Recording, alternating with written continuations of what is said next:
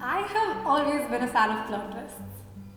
It's beautiful how the author completely changes what you thought was going to happen. A sudden shock, a surprise, something that knocks you off balance. But I've only liked plot twists in stories. If things in my life don't go as planned, I shudder. That's not okay. A couple of months ago, I got my written assignment back. The red ink on the paper was new to me. It screamed out, "You have failed." I looked at the paper like it had just murdered me. What do you mean I didn't pass? Meanwhile, background music in my head continues.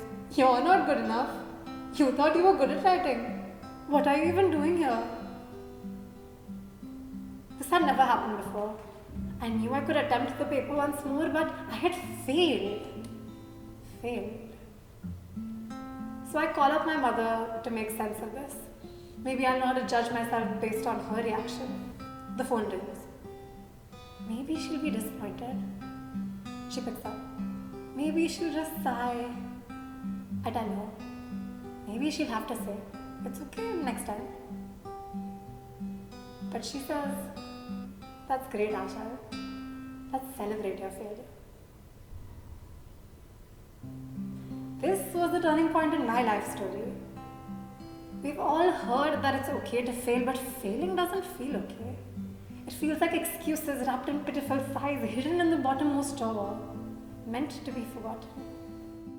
We don't celebrate our failures. And this is when I realized that I had been looking at my denials and rejections all wrong. My failures had taught me much more than my successes all along, and I'm not saying that your failures will help you decorate your resumes, but they symbolize how far you've come, what you've been through, what you've overcome.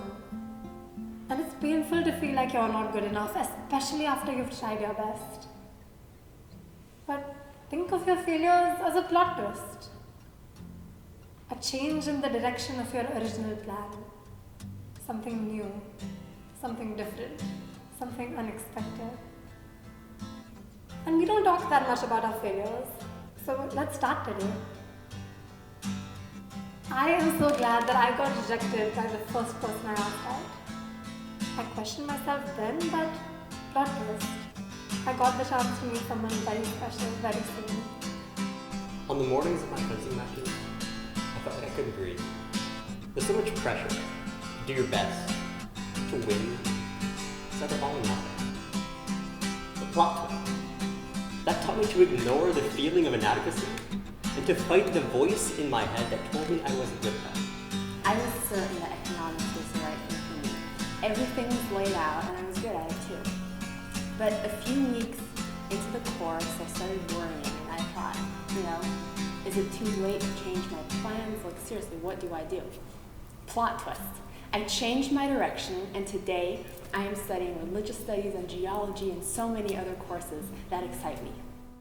I fractured my ankle and thought I'd never play tennis again. Plot twist. I was back on court 2 years later, playing at the Nationals. When I was 16, I was diagnosed with a hearing impairment. I felt inadequate, like I was less than. But plot twist, my friends and I laughed it off. And it turned out to be a lot better than I thought. To get the final black belt in Taekwondo, I had to fly across the country and test in front of a panel of judges. I failed it. Thrice. 3 times I flew across the country and 3 times I failed. But plot twist, I became a lot less cocky about my abilities and it allowed me to become a more compassionate Taekwondo instructor.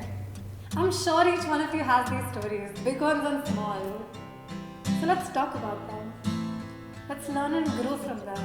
Let's think and joke about, embrace, accept and celebrate them. Let's smile right at them. And the next time that life throws something unexpected at you, remind yourself that plot twists happen in real life too.